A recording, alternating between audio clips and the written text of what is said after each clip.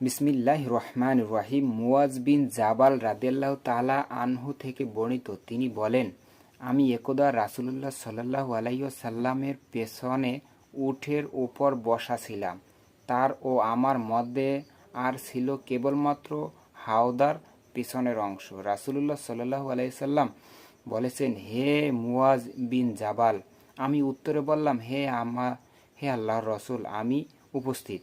কিছুক্ষণ পথ চলার পর রাসূলুল্লাহ সাল্লাল্লাহু আলাইহি সাল্লাম বললেন, হে মুয়াজ বিন জাবাল। আমি উত্তরে বললাম, ইয়া রাসূলুল্লাহ, আমি উপস্থিত। কিছু দূর অগ্রসর হবার পর রাসূলুল্লাহ সাল্লাল্লাহু আলাইহি সাল্লাম আবার বললেন, হে মুয়াজ বিন জাবাল। আমি উত্তরে বললাম, হে আল্লাহর রাসূল, আমি উপস্থিত। তিনি বললেন, মানুষের উপর মহান আল্লাহর কি হক রয়েছে তা কি তুমি জানো? আমি বললাম, আল্লাহ